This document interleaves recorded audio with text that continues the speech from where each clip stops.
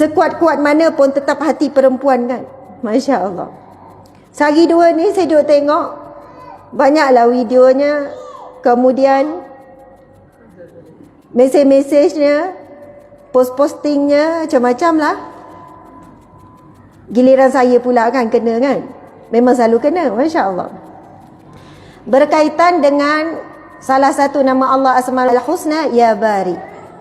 Saya selalu sebut dengan sebutan yang tepat, Ya Bari, iaitu Hamzah. Ya, Hamzah, bukan Kaf. Bahkan dalam banyak ceramah dan kuliah, saya betulkan. Saya kata ejaan Kaf tu, Ya Barik, itu salah. Yang betul adalah Ya Bariun. Maksudnya Ya Bari. Boleh baca dalam, tengoklah dalam senarai nama Allah Asmaul Husna.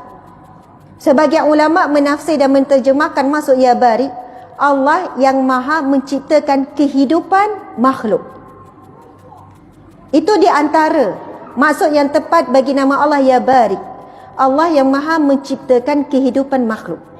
Ya Khalik, Allah yang maha menciptakan. Penciptaan, Allah yang menciptakan.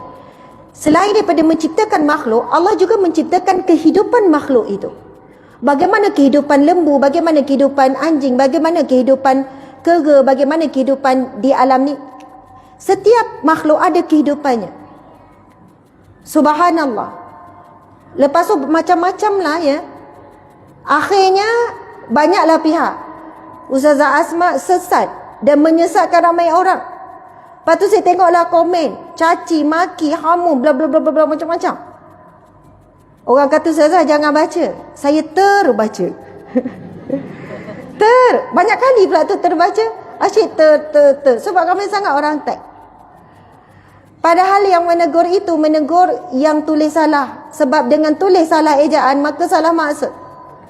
Tapi yang tidak mendengar dengan betul-betul penjelasan, yang tidak sabar untuk komen, yang tidak sabar untuk mengulas, dalam hatinya sudah ada kebencian telah disimpan nama, maka apa lagi?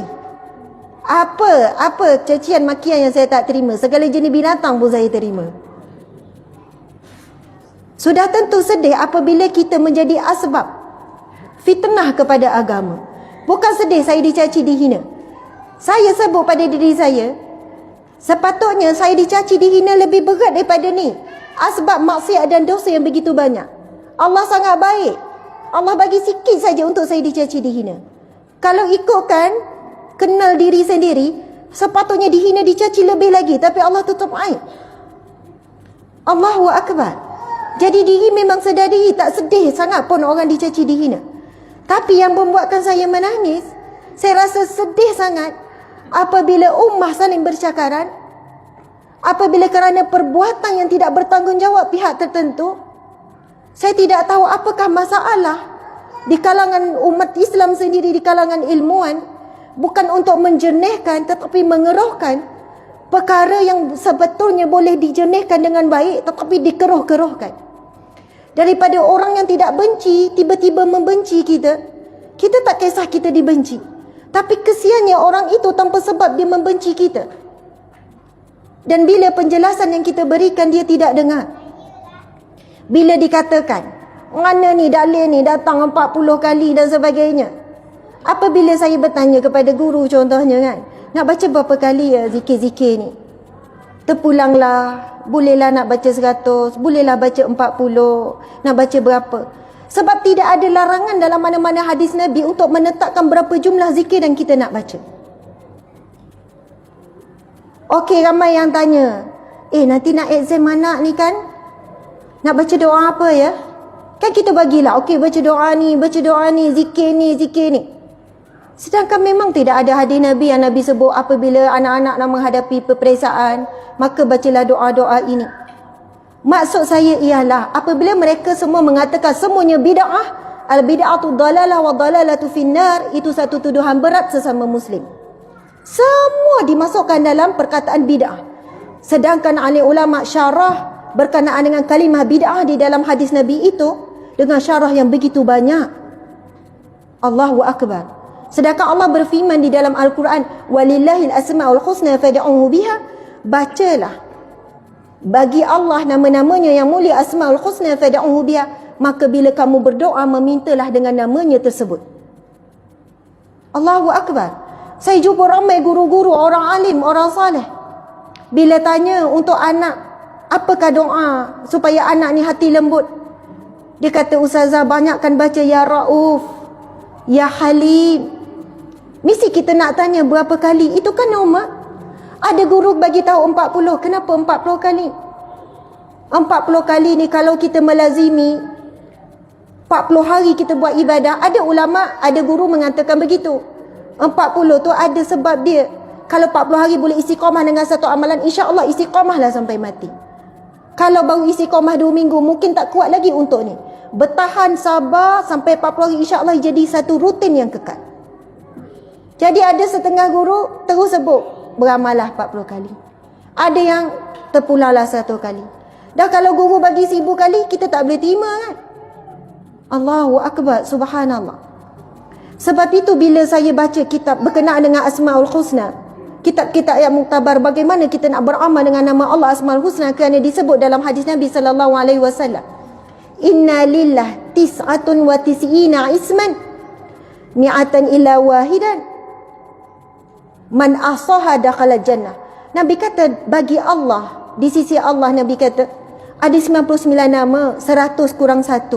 Siapa yang membaca, yang menghafal, yang beramal dengannya, maka dia akan masuk syurga. Yang kita duk baca nas'aluka ya man huwa Allah, itu kan dilagukan, itu hafalan baru. Tapi bagaimana nak beramal? Sebab itu ulama kata, contoh kita memerlukan rezeki daripada Allah, hidup kita sempit, kita pun memuji nama Allah, Ya Razak, Ya Razak, Ya Razak, engkaulah yang memiliki rezeki. Kurniakanlah rezeki pekerjaan untuk suamiku, Ya Allah. Suamiku baru hilang kerja, Ya Allah. Rezeki kalau dia kerja, engkaulah Ya Razak yang memberi rezeki. Salah ke betul? Adakah bid'ah? Mana hadis Nabi ni, ayat ni mana-mana ni? Muslimin muslimat, untuk doa bahasa Melayu pun tak ada masalah. Doa bahasa Melayu, bukankah kita buat ayat sendiri? Ya Allah, begini, begini, begini. Bukan sekadar kita reka, bukan kita reka doa baru, memang dibenarkan. Bahkan Allah berfirman di dalam Al-Quran, berzikirlah sebanyak-banyaknya dengan pelbagai zikir. Jadi begitu antara kaifiat. Ada kaedah-kaedah alim ulama terdahulu bila menceritakan, bila mensyarahkan nak beramal kaifiat zikir ni sekian-sekian. Jadi Allahu Akbar, muslimin muslimat. Sebab itu bila saya bagi tahu suami, saya menangis-menangis. Saya kata bukan sebab saya rasa saya dihina, dicaci, tak apa. Tapi kasihan. Ada yang mesej, Ustazah, baru saya tahu selama ni yang saya beramal tu sesat. Ustazah dah ajar-ajar sesat. Selama ni saya kata, ya Allah, kasihannya ramai orang salah faham. Kenapa? Apa yang salahnya mengulang-ulang menyebut nama Allah Ya Bari? Itu nama Allah. Ejaan saja yang salah, yang perlu dibetulkan ejaan. Tetapi ditambah sehingga melihatkan menyebut nama Allah yang demikian itu salah. Allahu Akbar, subhanallah, berpecahlah itu, ini, begitu, begini. Sebab itu bila berlaku pergaduhan di antara ilmuwan ahli ulama, saya tak masuk campur, saya tak akan tulis, saya tak akan sebut saya sokong yang ni, saya sokong yang ni. Saya akan elakkan. Sebab ingin mengelaknya daripada perpecahan terus berlaku, terus merebak.